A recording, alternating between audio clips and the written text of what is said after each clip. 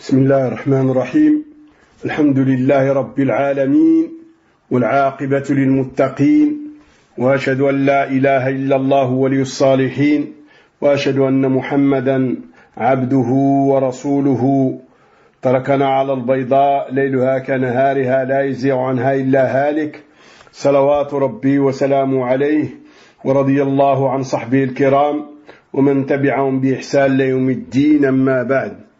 Louange à Allah en cette nuit du 25 Choual 1441 qui correspond au 16 juin 2020 et sur les ondes de Radio Taqwa on commence une série de cours concernant les actes du cœur dans l'ordre où ils sont cités dans Riyad Salihin et en commençant par la sincérité puis le repentir puis la patience puis la véracité, la vigilance, taqwa, la certitude et la confiance en Allah, la rectitude et la méditation sur la majesté d'Allah et la grandeur de l'univers. Qu'Allah nous donne la sincérité et nous comble du suivi de son message alayhi salatu wassalam. Nos pieux prédécesseurs d'Allah alayhim ont donné une grande importance au cœur et aux actes du cœur. Leurs paroles à ce niveau sont nombreuses. Beaucoup de leurs paroles sont citées, notamment dans Siyar Alam Nubala, les Dahabi et dans d'autres livres.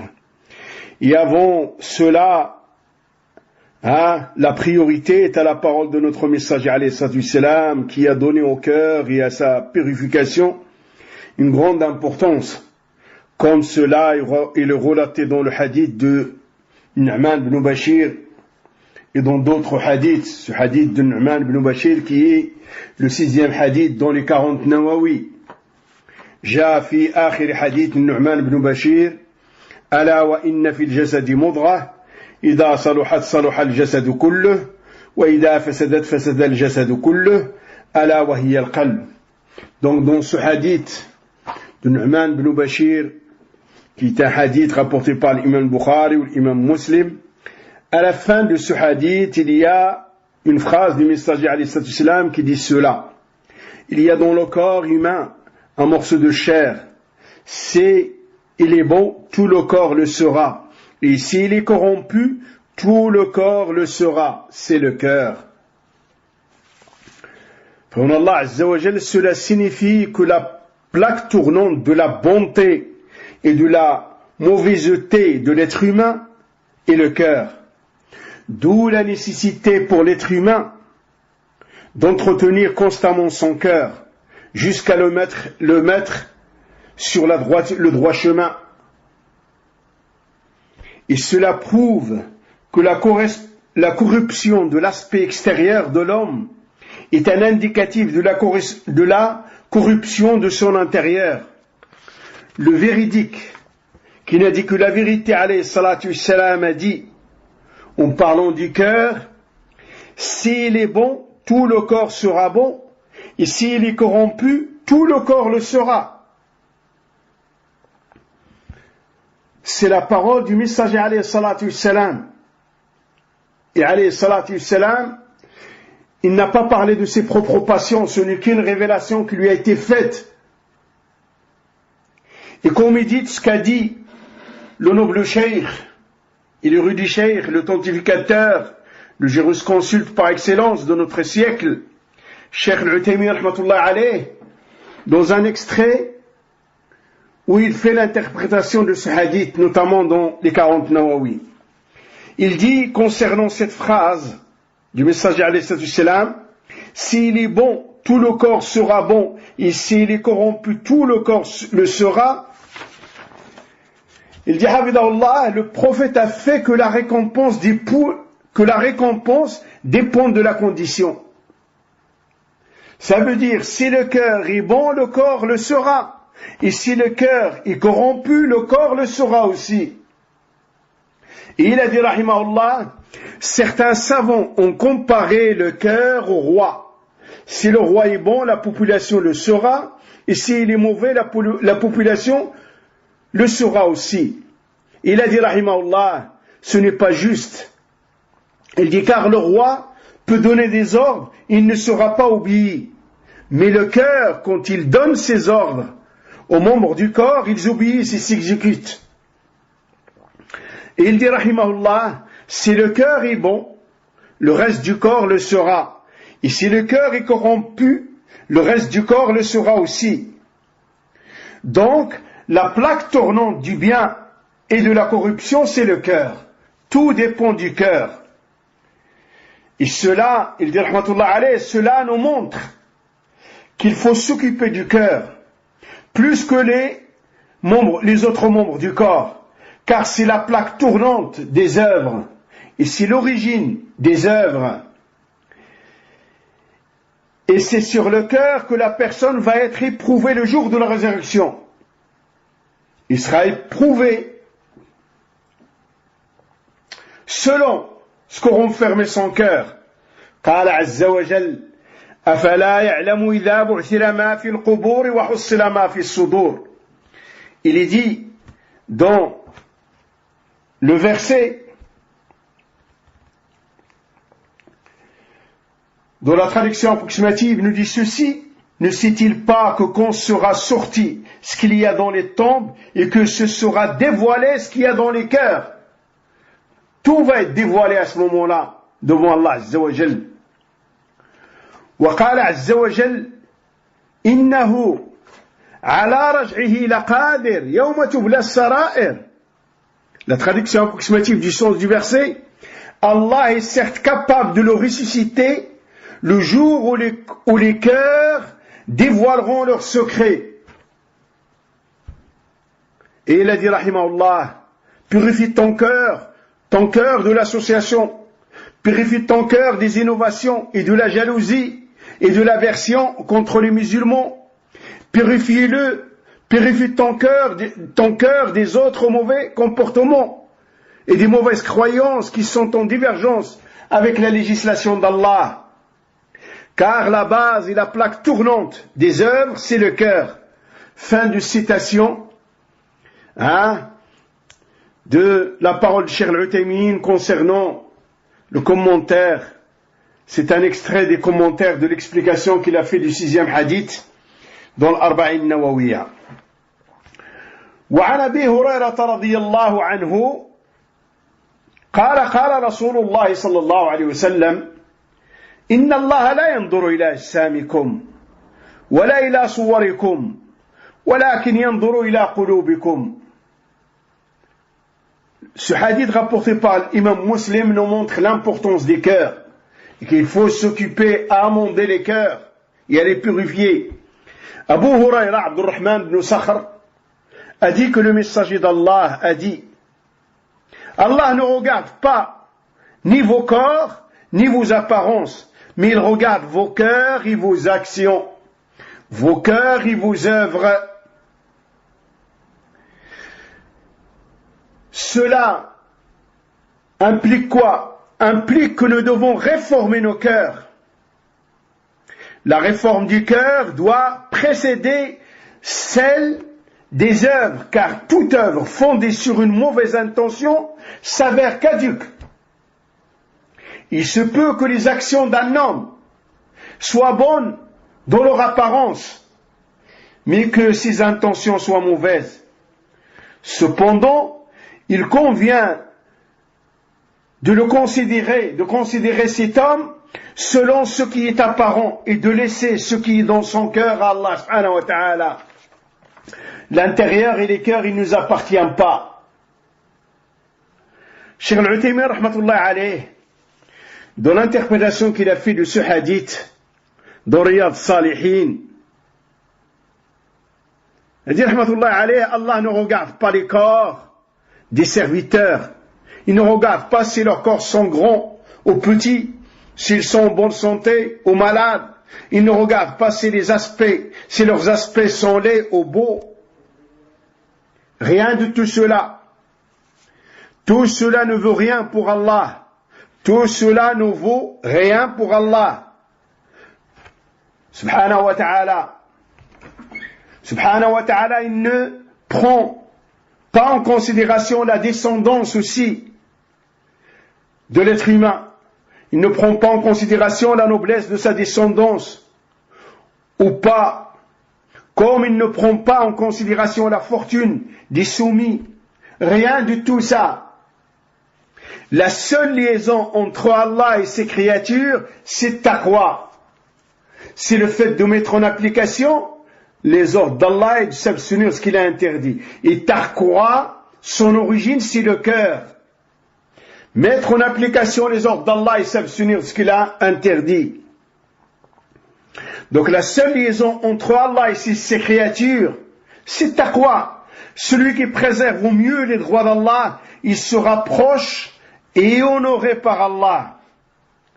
Donc, te vante pas avec ta fortune, ni avec ta beauté, ni avec la noblesse de ta descendance, ni avec ton corps, ni avec tes enfants, ni avec tes palais, ni avec tes voitures. Ne te vante avec rien de ce bas monde. Si Allah te comble de taqwa, il te la facilite, c'est une grâce qu'Allah c'est une grâce pour laquelle tu dois louer Allah subhanahu wa ta'ala et être reconnaissant vis-à-vis d'Allah subhanahu wa ta'ala. Et sache que les œuvres dépendent des intentions et que les cœurs sont la plaque tournante des œuvres. Il dit rahmatullah alayh, ils sont nombreux les personnes dont les œuvres apparaissent valides, mais ces œuvres ne sont que des ruines, car ils sont basés sur des ruines. Pourquoi ils sont des ruines? Parce que ce qu'il y a dans le cœur est mauvais, mauvaise intention. Et donc ce ne sont que des ruines, ils vont rien lui servir, parce qu'ils sont basés sur une ruine qui est dans le cœur. Et il a dit rahimahullah, l'intention c'est la base. Il dit, tu vois deux hommes prier dans le même rang, derrière le même imam, et il y a entre leurs prières la distance qu'il y a entre l'Est et l'Ouest. Car les intentions de leur cœur sont différentes. Un, son cœur est distrait, ou peut-être il prie pour se faire voir et avoir une renommée. Il veut par sa prière ce bas monde, qu'Allah nous en préserve. Et l'autre, son cœur est présent dans la prière.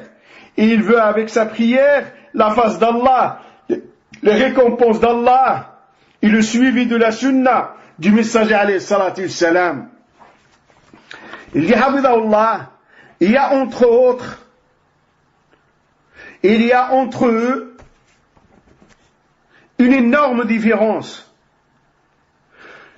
Il dit donc ce qu'il faut prendre en considération, c'est ce qu'il y a dans les cœurs.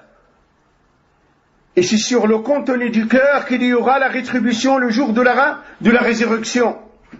Comme il est dit dans le verset, Innahu ala raj'ihi laqadirun yawma tubla as-sara'ir. La traduction approximative du sens du verset, Allah est certes capable de les ressusciter le jour où les cœurs dévoileront leurs secrets. Donc les comptes seront faits selon ce qu'il y a dans les cœurs, et non pas selon les apparences. Dans ce bas monde, le jugement entre les gens se fait selon les apparences. Pour la parole du messager alayhi salatu wassalam qui a dit « Innama aqdi binahwi ma asma'. Il a dit alayhi salatu wassalam, je juge selon ce que j'entends. Et Cheikh Al-Uthaymin de dire, mais dans le delà, le jugement est selon ce qu'il y a dans les cœurs et ce que renferment les cœurs. Qu'Allah purifie nos intérieurs ainsi que les vôtres. Si l'intérieur est bon, attends-toi aux bonnes nouvelles, attends-toi au grand bien. Et si c'est le contraire, tu as perdu tout le bien. C'est pour ça qu'il faut s'occuper et amender nos cœurs et les purifier. قال عز وجل أفلا يعلم إذا بعثر ما في القبور وحصل ما في الصدور. La traduction approximative du sens du verset, ne sait-il pas que quand sera sorti ce qu'il y a dans les tombes et que sera dévoilé ce qu'il y a dans les poitrines, et donc ce qu'il y a dans les poitrines, c'est ce qui compte le jour de la résurrection. Quand on sera ressuscité, c'est ce que renferme nos poitrines qui va compter au niveau de la balance des œuvres et de la validité des œuvres et de la récompense qui en découle. Il a dit, rahimahullah, si Allah, dans son livre et son message et dans sa sunna, recommande fortement la réforme de l'intention, donc il est obligatoire à l'être humain de réformer celle-ci. Il doit amender son cœur et purifier son cœur. Et il dit, hafidahullah, il doit regarder s'il y a le doute dans son cœur, il doit le remplacer par la certitude. Et comment? Cela se fera par le biais de la méditation des signes d'Allah Azza wa Jal dans cet univers. قال عز وجل إن في خلق السماوات والأرض واختلاف الليل والنهار لآيات لأولي الألباب. La traduction approximative du sens du verset qu'il a cité, rahimahullah, nous dit ceci: certes, dans la création des cieux et de la terre et dans l'alternance de la nuit et du jour, il y a certes des signes pour les doués d'intelligence. Il y voit la grandeur d'Allah, il y voit la majesté d'Allah. وقال عز وجل إن في السماوات والأرض لآيات للمؤمنين وفي خلقكم وما يبث من دابة آيات لقوم يوقنون. Et dans ce deuxième verset, la traduction approximative du sens du verset nous dit ceci: il y a certes dans les cieux et la terre des preuves pour les croyants et dans votre propre création et dans ce qu'ils disséminent comme animaux, et il y a des signes pour des gens qui croient avec certitude.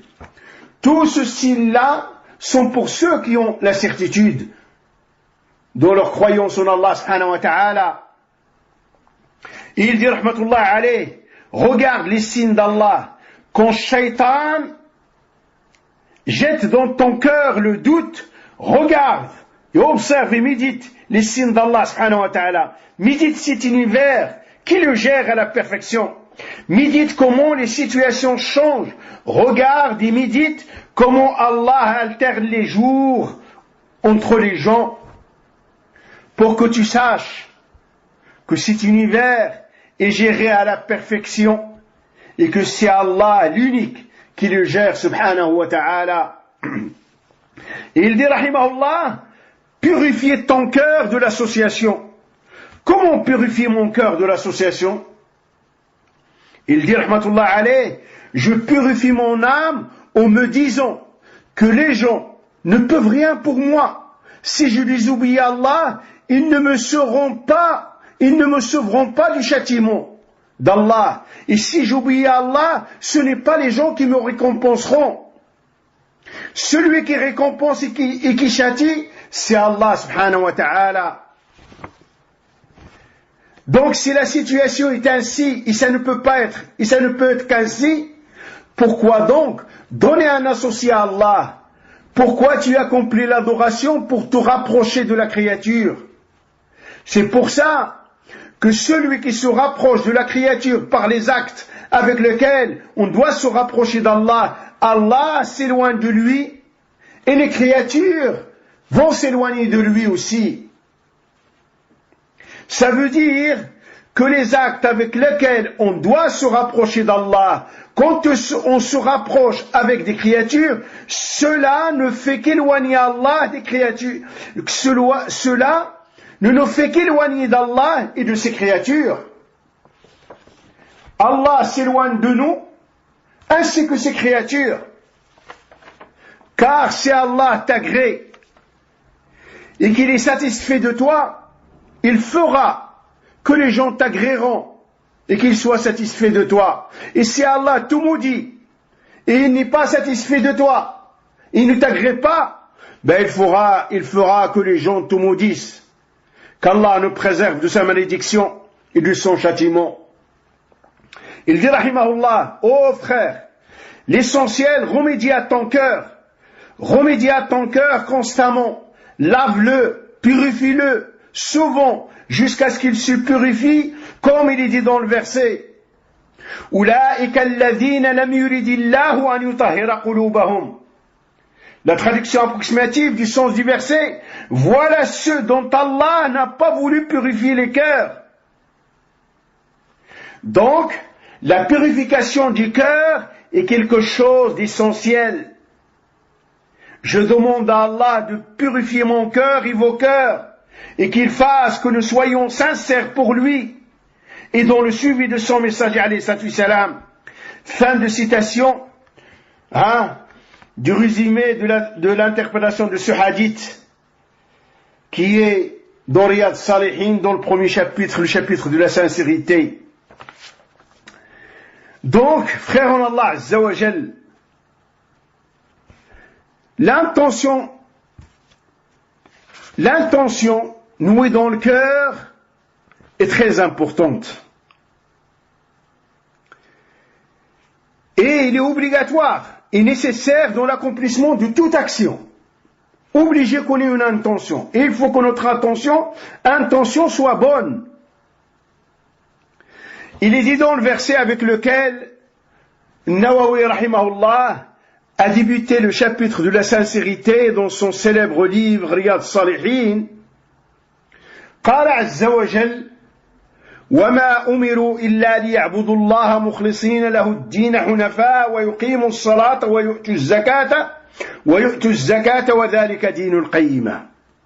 La traduction approximative du sens du verset, il leur a été ordonné d'adorer Allah uniquement et de lui vouer le culte exclusivement et de s'éloigner de l'association et d'accomplir la prière et de s'acquitter de la zakat.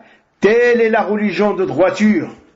وقال سبحانه وتعالى لن ينال الله لحومها ولا دماؤها ولكن يناله التقوى منكم. La traduction approximative du sens de ce verset, ni la chair ni le sang des animaux sacrifiés pour Allah n'ont d'importance pour Allah. La seule chose qui compte pour Allah subhanahu wa ta'ala, c'est taqwa. C'est le fait de préserver les droits d'Allah. Le fait que vous préservez les droits d'Allah. Le fait que l'être humain préserve les droits d'Allah. وقال عز وجل قل إن تخفوا ما في صدوركم أو تبدوه يعلمه الله قل إن تخفوا ما في صدوركم أو تبدوه يعلمه الله. La traduction approximative du sens du verset. Que vous cachiez ce qui est dans vos poitrines ou que vous le divulguiez, Allah le sait. Le noble cheikh, qu'Allah lui fasse miséricorde, qu'Allah subhanahu wa ta'ala lui octroie Firdaus al-A'la, Cheikh al-Uthaymeen rahmatullah alayhi a dit, la place de l'intention c'est le cœur dans toutes les œuvres. L'intention doit être nouée dans le cœur. Il n'a aucune place sur la langue. Et dans la langue, il ne se prononce pas. C'est pour ça que celui qui prononce l'intention au moment de la prière, ou au moment de l'odo, ou du pèlerinage, ou autre œuvre, c'est un innovateur qui dit dans la religion d'Allah ce qui n'en fait pas partie. Et il dit, rahmatullah alayh, car le prophète sallallahu alayhi wa sallam faisait ses ablutions, priait, donnait l'aumône, jeûnait, faisait le pèlerinage, mais il n'a jamais annoncé l'intention. Car la place de l'intention, c'est le cœur. Il dit, rahmatullah alayh, Allah azza wa jal, c'est ce qu'il y a dans le cœur. Rien n'est caché à Allah, comme dans le verset cité auparavant. Que vous cachiez ce qui est dans vos poitrines, ou que vous le divulguiez, Allah le sait. Il dit, rahmatullah alayh, il est obligatoire pour l'être d'être sincère dans ses adorations, et que son intention dans l'adoration doit être uniquement pour Allah, et le delà. Et c'est ce qu'Allah a ordonné, comme dans Surat al-Bayyina, le verset qui a été cité auparavant, il leur a été ordonné d'adorer Allah uniquement et de lui vouer le culte exclusivement, loin de toute forme d'association, et d'accomplir la prière, de s'acquitter de la zakat, et ça, c'est la religion de droiture. Il dit, rahmatullah alayhi, donc les cœurs doivent être accomplis sincèrement pour Allah. Les cœurs doivent être remplis de sincérité pour Allah. Donc les œuvres doivent être accomplies sincèrement pour Allah et les cœurs remplis de sincérité pour Allah. Il dit, rahimahullah, et on doit avoir présent à l'esprit l'intention de tous les actes d'adoration. Par exemple, il noue l'intention de l'odo, et que l'odo il le fait pour Allah, et qu'il le fait par soumission à Allah. Il dit, ce sont trois choses. L'intention de l'adoration pour Allah, et que cette adoration doit être pour Allah, et il doit l'accomplir par soumission à Allah. Il dit ça, rahmatullah alayhi, il dit ça, c'est la façon la plus complète dans l'intention pour la prière et pour toutes les autres adorations. Mais, frère Allah Azza wa Jal, le fait, l'intention est quelque chose de simple. Il ne faut pas que on tombe sous les influences, les insufflations du shaitan. Par exemple, tu te réveilles le matin et tu vas dans la salle de bain pour faire l'odo. Déjà l'intention. Tu as déjà ton intention. Aller vers le but, vers le robinet pour faire tes ablutions. Et dans ces cas-là, pour que cette intention soit complète, tu te présentes que cet acte tu le fais par soumission à Allah et que tu le voues pour Allah exclusivement. Et comme il a dit Cheikh Al-Uthaymin rahmatullah alayhi, c'est la façon la plus complète dans l'attention concernant tous les actes d'adoration. Et Cheikh Al-Uthaymin rahmatullah a dit, l'auteur Nawawi rahimahullah a cité certains versets qui prouvent que l'intention est dans le cœur et qu'Allah sait l'intention du serviteur. Il dit rahmatullah alayhi, il se peut que le serviteur fasse un acte qui apparaît aux gens être un bon acte, alors que c'est le contraire. C'est un acte qui a été corrompu par l'intention et seul Allah sait ce qu'il y a dans les cœurs. Il dit, rahimahullah, le jour de la résurrection, l'être humain sera rétribué selon ce qu'il y a dans son cœur. Donc nous devons faire très attention à cela. قال عز وجل إنه على رجعه لقادر يوم تبلى السرائر فما له من قوة ولا ناصر. La traduction approximative du sens du verset, Allah est certes capable de le ressusciter le jour où les cœurs dévoileront leurs secrets. Donc, le jour où les cœurs dévoileront leurs secrets, il n'aura, ce jour-là, la personne n'aura ni force ni souteneur. Il sera devant ses œuvres. C'est le jour de l'épreuve de ce que renferment les cœurs et de ce qui a été renfermé dans le cœur dans ce bas monde et sur quoi ils étaient renfermés et qu'est-ce qu'ils contenaient. قال عز وجل أفلا يعلم إذا بعثر ما في القبور وحصل ما في الصدور إن ربهم بهم يومئذ لخبير. La traduction approximative du sens du verset, ne sait-il pas que quand sera sorti ce qu'il y a dans les tombes, c'est-à-dire le jour de la résurrection, et que sera dévoilé ce que renferment les cœurs, les poitrines, leur Seigneur est parfaitement connaisseur. Allah subhanahu wa ta'ala sait tout, azza wa jal. Il dit rahmatullah alayh. Donc, Cheikh Al-Uthaymin dit donc, dans le delà, il y aura les récompenses et le châtiment selon ce que renfermaient les cœurs. Dans ce bas monde, ce qui est pris en considération, c'est l'apparence. On se comporte avec les gens selon leur apparence. C'est cette apparence concorde avec un intérieur amondé, purifié, cette apparence sera bonne et amondée dans le bon sens. Et si ce n'est pas le cas, si le cœur referme une mauvaise intention, la perte est immense pour l'être humain, malgré ce qu'il fait apparaître. Parce que dans ce bas monde, les gens prennent les autres pour dans leur apparence. Mais Allah sait ce qu'il y a dans l'intérieur, sait ce qu'il y a dans les cœurs. Et c'est ça, et c'est ce qui fait la validité ou la non-validité des œuvres. Et les récompenses qui en découlent, ou le châtiment.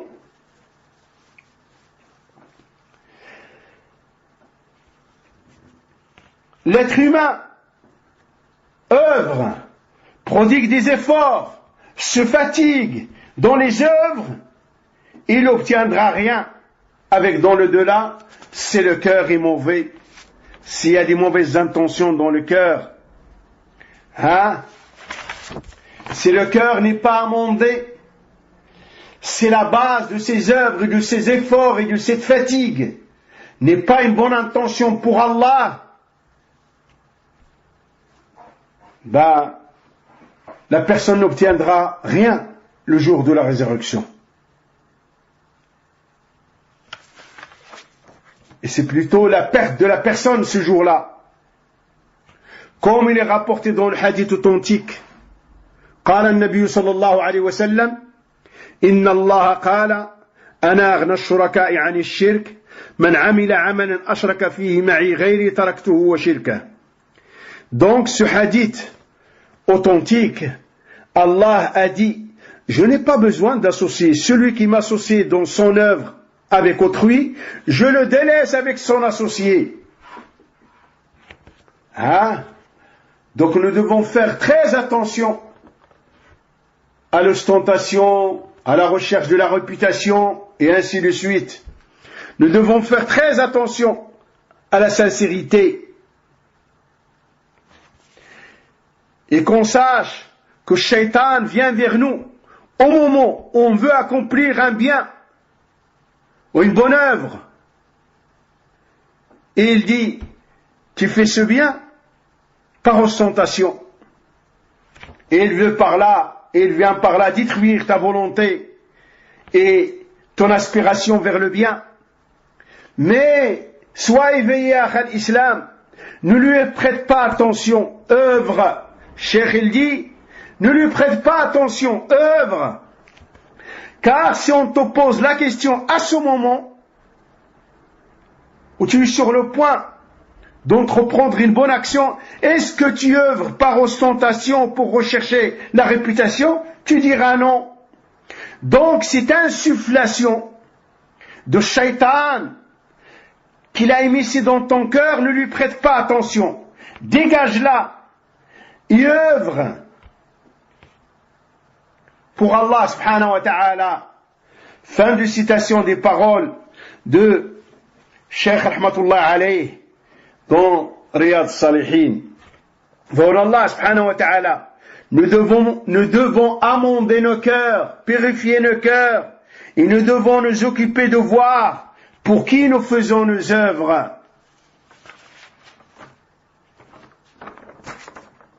Écoutons ce que dit notre messager alayhi salatu wassalam concernant les œuvres.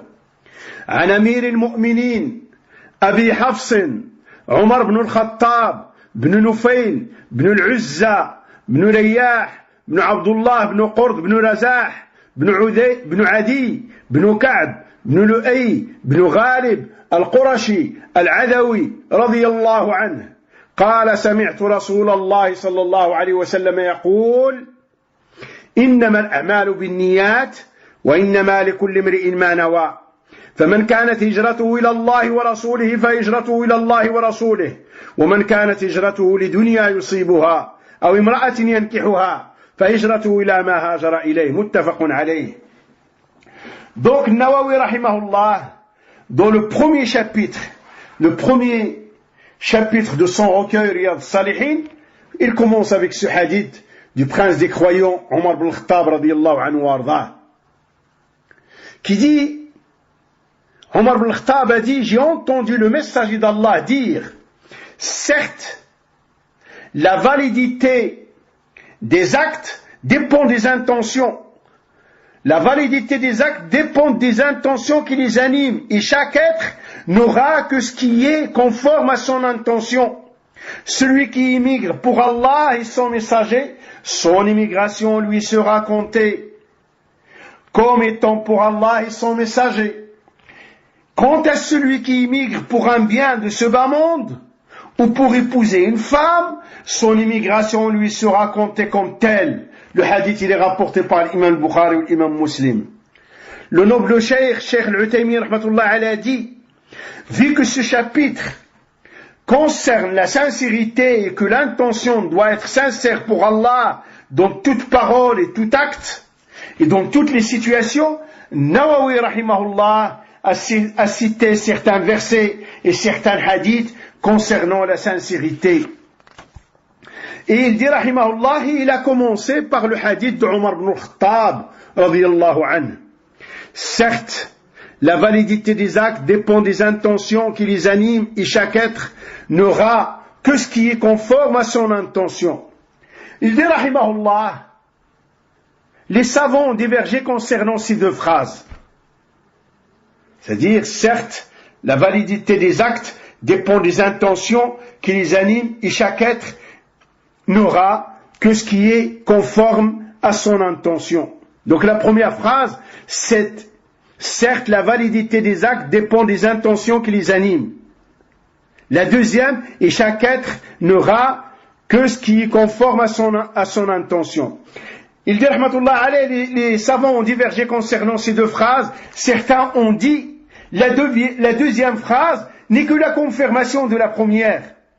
Mais il dit, rahimahullah, ceci n'est pas vrai, ceci n'est pas bon, car il dit, quand on médite les deux phrases, on voit bien qu'il y a une grande différence entre les deux phrases.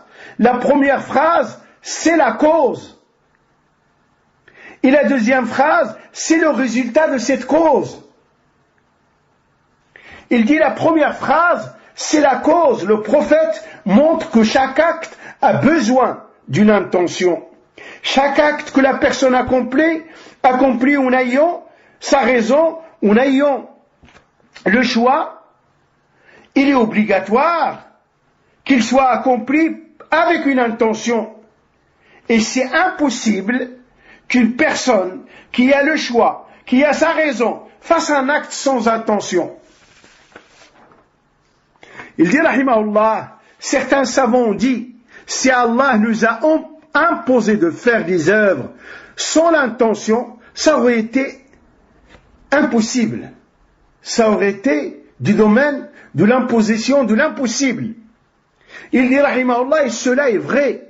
Comment tu peux faire quelque chose en étant sain d'esprit, de ton plein gré, sans être contraint, sans l'intention?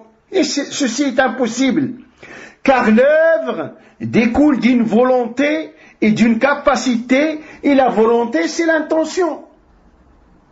Il dit donc, la signification de la première phrase, c'est que tout acte se fait avec une intention. Il dit, mais les intentions sont différentes. Une différence énorme. Comme est loin le ciel de la terre. Il dit, il y a des gens dont l'intention est très élevée.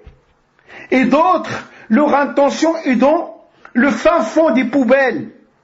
Il dit, rahimahullah, au point que tu vois deux hommes accomplir la même œuvre. Et ils la débutent au même moment. Et ils la terminent au même moment. Ils font les mêmes gestes, les mêmes paroles, les mêmes mouvements. Il dit, la différence entre eux, c'est la différence qui sépare le ciel de la terre. Il dit tout ceci à cause de la différence de leurs intentions. Tout ceci émane de quoi? De l'intention. Il dit donc, à la base, toute œuvre s'accomplit avec une intention. Obligé que l'œuvre soit accomplie sur une intention. Parce que la personne a une volonté. Donc, l'intention va être bonne ou mauvaise selon ce qu'il y a dans le cœur de la personne. Il dit, rahimahullah, le résultat de la parole du messager alayhi salatu wassalam, وإنما لكل امرئ ما نوى. Et chaque être n'aura que ce qui est conforme à son intention, c'est-à-dire que chaque être sera rétribué selon son intention. Il dit, rahimahullah, si tu veux l'au-delà, les récompenses d'Allah, et que tu cherches par tes œuvres légiférer l'agrément d'Allah, tu l'auras. Et si tu veux avec tes œuvres ce bas monde, tu peux l'avoir comme tu peux ne pas l'avoir. Il dit, rahimahullah, comme il est stipulé dans le verset, من كان يريد العاجلة عجلنا له فيها ما نشاء لمن نريد. La traduction approximative du sens du verset, quiconque désire la vie immédiate, nous nous hâtons de donner ce que nous voulons à qui nous voulons. Médite bien, nous nous hâtons de donner ce que nous voulons, c'est-à-dire ce que veut Allah, à qui nous voulons, à qui il veut subhanahu wa ta'ala. Il dit, rahmatullah alayhi, il n'a pas dit, nous lui hâtons ce qu'il veut. Nous lui hâtons de lui donner ce qu'il veut. Mais il a dit, nous nous hâtons de donner ce que nous voulons à qui nous voulons, et non pas ce qu'il veut. Donc, il dit, rahmatullah alayhi, il ne sera pas donné à tous ce qu'il demande. Il dit, ce qui va être raté est conditionné, comme il est conditionné celui pour qui il va être raté. Ce qui va être raté à la personne est conditionné, comme il est conditionné la chose, comme il est conditionné celui pour lequel il va être raté. Donc il y a des gens à qui sera donné ce qu'ils veulent dans ce bas monde, et d'autres à qui il ne sera rien donné, et ceux à qui il sera donné un peu de ce qu'ils veulent. Et il dit, ça c'est le sens du verset, عَجَّلْنَا لَهُ فِيهَا مَا نَشَاءُ لِمَنْ نُرِيدُ. Et c'est le sens du verset, dans la traduction approximative, il nous dit ceci, nous nous hâtons de donner ce que nous voulons à qui nous voulons. C'est-à-dire, il n'y aura que ce que veut Allah subhanahu wa ta'ala.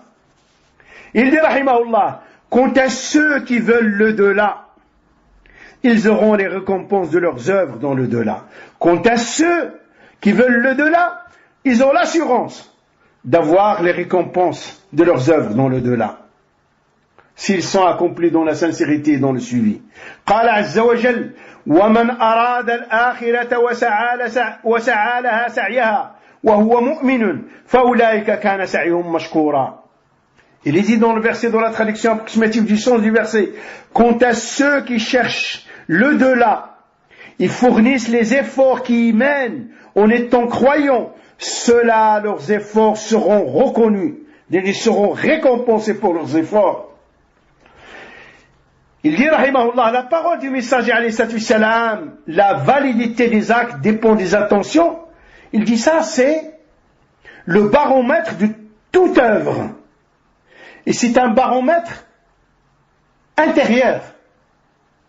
C'est un baromètre intérieur, c'est-à-dire, c'est selon ce qu'il y a dans le cœur. Sur quoi est noué le cœur? C'est quoi l'intention avec laquelle a été accompli l'acte? Et regarde bien sur le point sur lequel il a attiré notre attention. Celui qui œuvre pour ce bas monde, il l'aura ou il l'aura pas, ou il aura peu de ce qu'il veut. Mais celui qui œuvre et dont l'intention avec ses œuvres, il veut le delà, il est sûr de l'avoir, d'avoir sa récompense, et plus que ce qu'il a fait. Et il dit, rahimahullah, la parole du messager, alayhi salatu salam, la validité des actes dépend des intentions. Ça, c'est le baromètre de toute œuvre, et c'est un baromètre intérieur, c'est-à-dire il concerne les actes intérieurs au cœur. Il dit dans la parole du messager, alayhi salatu salam, rapporté par l'imam Bukhari ou l'imam Muslim, le hadith de Aïcha, radiyallahu anha, man amila amalan laysa alayhi amruna fahuwa radd. Et celui qui œuvre une œuvre qui n'est pas dans notre ordre, il lui sera rejeté. Ça, c'est le baromètre apparent. C'est le baromètre apparent. L'acte n'est pas fait selon la sunna, mais il est rejeté. Et ça, c'est quelque chose qui est visible. Le prophète a dit, priez comme vous m'avez prié. Celui qui fait le dos comme je l'ai fait. Donc la personne qui est en divergence avec la sunna, son œuvre est, il lui manque la condition pour qu'il soit accepté. Donc c'est la parole de, certes les actes ne valent que par leurs intentions, c'est le baromètre intérieur, la parole du messager alayhi salam, celui qui œuvre une œuvre qui n'est pas dans notre ordre, lui sera rejeté, c'est le baromètre extérieur. Et les savants ont dit, ces deux hadiths réunissent la religion entière. La religion entière, c'est quoi? Ce sont les actes du cœur et les actes qu'on fait avec nos membres. Et ces actes doivent être accomplis dans la sincérité et dans le suivi du messager alayhi salam. Fin de citation de ce qui est voulu dans les paroles de Cheikh Al-Uthaymin concernant ce hadith.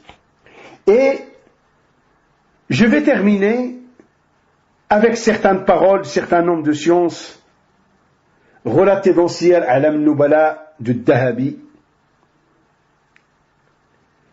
Abdurrahman ibn Mahdi, l'un des chouyoukh de l'imam Bukhari, rahimahullah, a dit, écoutez bien comment ils avaient peur pour leur cœur et comment ils demandaient conseil aux autres. Abdurrahman ibn Mahdi a dit, je tenais une assise le vendredi, c'est-à-dire une assise d'enseignement, il enseignait, rahimahullah ta'ala. Et quand je vois qu'il y a beaucoup de monde dans l'assise, je m'en réjouis. Et s'ils ne sont pas nombreux, ça m'attriste. Quand il y a beaucoup de monde, il trouve une certaine joie dans son cœur.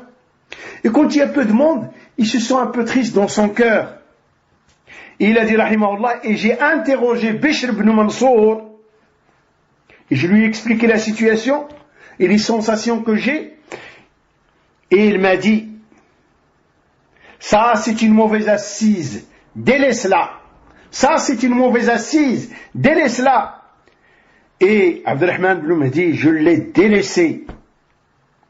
Méditez, barakallahu fikum, comment ils avaient peur pour eux-mêmes, comment ils avaient peur pour les sensations, ils avaient peur des sensations qu'ils ont dans leur cœur. Parce que la fin, la rétribution, les comptes, les preuves, le jour de la rétribution, c'est ce qu'il y a dans le cœur, ce que referment les cœurs. Saïd ibn al-Haddad, Cheikh al-Maliki, rahimahullah, a dit, comme il est relaté dans Siyar A'lam Nubala, chercher les éloges et l'élévation détourne d'Allah. Regardez, chercher les éloges et vouloir l'élévation, et tout ceci, c'est quelque chose, ce sont des sentiments dans le cœur et dans l'intérieur. Et dit ceci, détourne d'Allah. C'est-à-dire la personne va chercher la réputation, l'ostentation. Et donc, ça va l'amener vers quoi? Vers le fait de plaire aux gens, pour être élevé à leurs yeux. Il pourra avoir une place au milieu d'eux. Qu'Allah subhanahu wa ta'ala nous en préserve. Ahmed ibn Asim, l'Antaki a dit, quand les œuvres sont accomplies avec le cœur, les membres du corps se trouvent dans le repos et dans l'apaisement. C'est-à-dire quand les actes sont accomplis avec une bonne intention et qu'on cherche avec la face d'Allah et le delà, les membres du corps seront apaisés, seront reposés. Regardez ces paroles de nos pieux prédécesseurs d'Allah alayhim.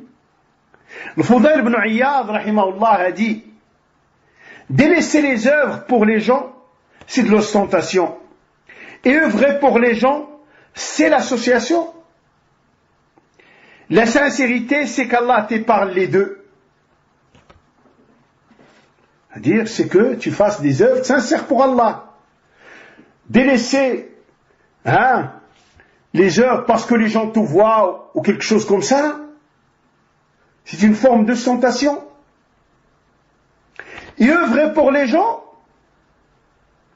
et pour avoir une place au milieu des gens, et pour être élevé par les gens, c'est l'association. Et la sincérité, c'est qu'Allah t'épargne les deux. فأسأل الله العظيم رب العرش العظيم بأسماء الحسنى وصفاته العلى أن يرزقنا وإياكم الإخلاص والاتباع، ونسأله سبحانه وتعالى أن يجعلنا وإياكم من الذين يستمعون القول فيتبعون أحسنه، إنه ولي ذلك والقادر عليه.